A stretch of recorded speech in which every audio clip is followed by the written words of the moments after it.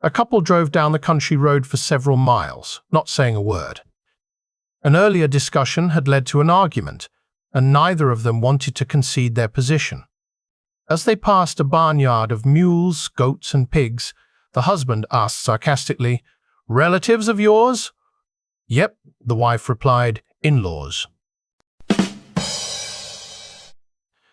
For the fifth time that week, Jane had arrived home at 2 in the morning looking very disheveled. Her parents knew she had an exciting new boyfriend, but her appearance was causing them great concern. "Janie, Janie," they said the next morning, "this new boyfriend, what's he like?" "What are his intentions?" "I don't know," she replied. "He keeps me mostly in the dark." A man and his wife are on their honeymoon, and they have been having sex for ages. The man's cock is burning, so he runs for the Vaseline, but can't find any.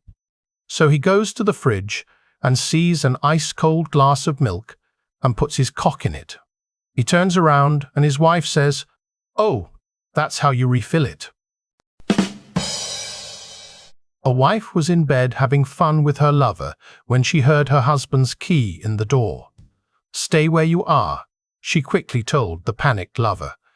"He's so drunk, he won't even notice you're in bed with me." The husband stumbled into the bedroom, barely able to stand. He mumbled a few words and collapsed onto the bed next to his wife, none the wiser. But as he lay there trying to get his bearings, he noticed something strange through a drunken haze. He saw 6 feet sticking out at the end of the bed.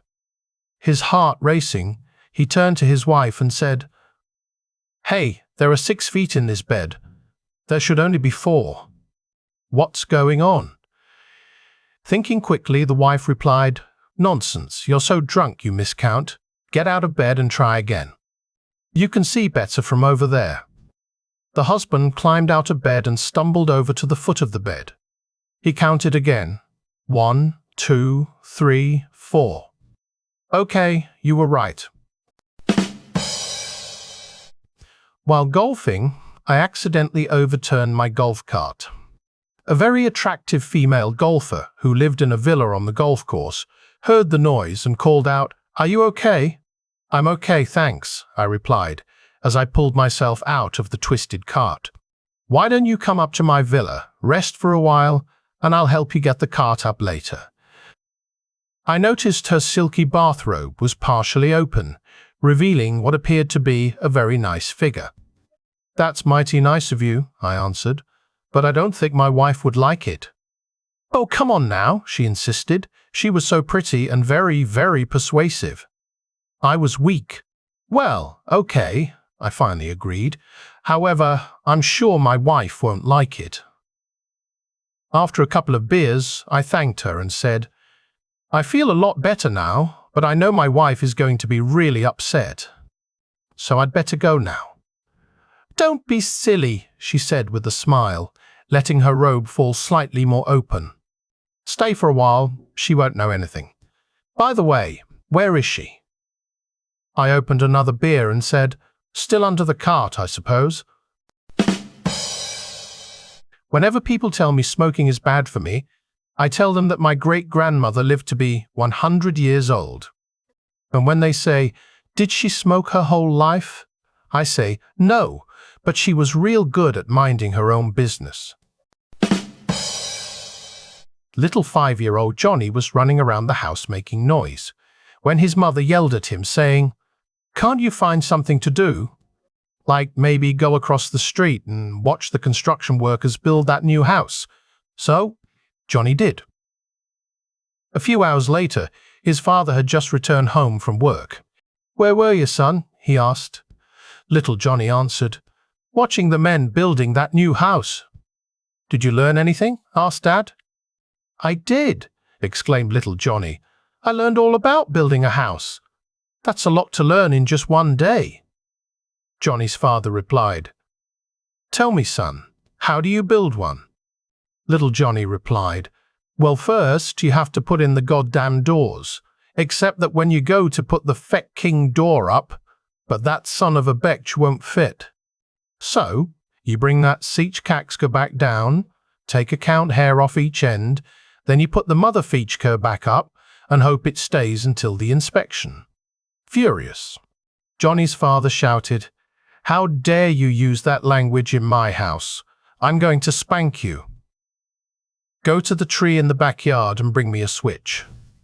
And little Johnny said, "Fuck you, that's an electrician's job." I score anywhere between 47 and 52 for 9 holes and managed to drink 6 to 7 beers on course. Any tips on how to improve my beer consumption?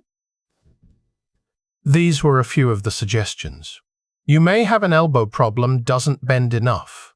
May need a professional to look at and give you some pointers. Become the beer boy on the beverage cart. Try to get paired up with the slowest members at the club. This will increase your time between shots, thus increasing beer time.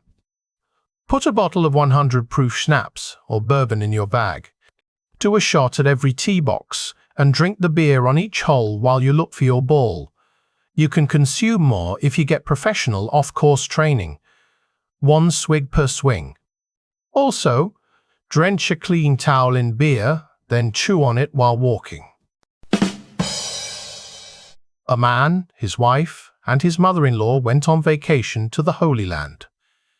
While they were there, the mother-in-law passed away.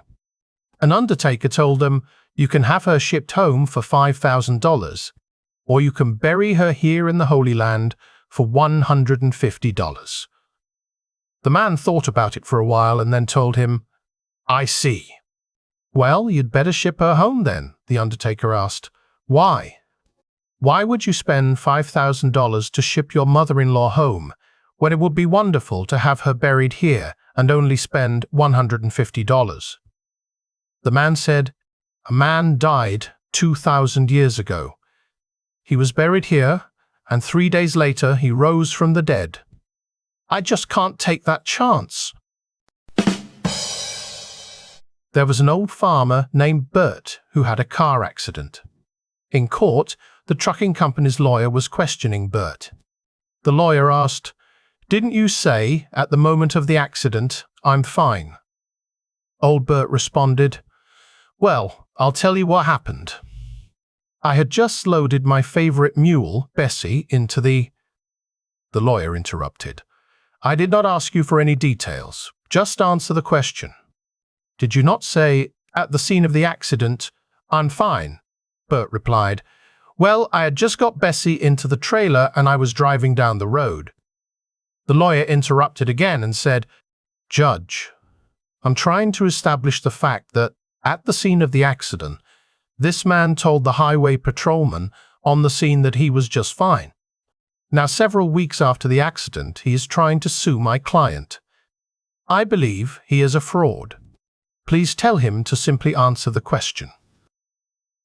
By this time, the judge was fairly interested in Bert's answer and said to the lawyer, "I'd like to hear what he has to say about his favorite mule, Bessie." Bert thanked the judge and proceeded.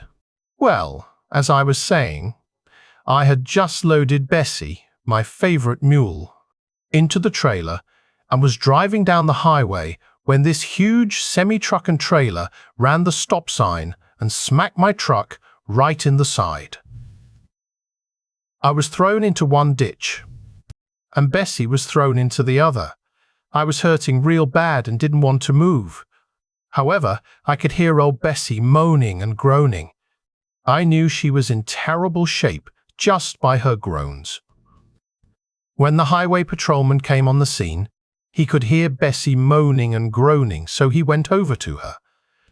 After he looked at her and saw her near-fatal condition, he took out his gun and shot her between the eyes. Then the patrolman came across the road, gun still in hand, looked at me and said, "How are you feeling?" So I said, "I'm fine."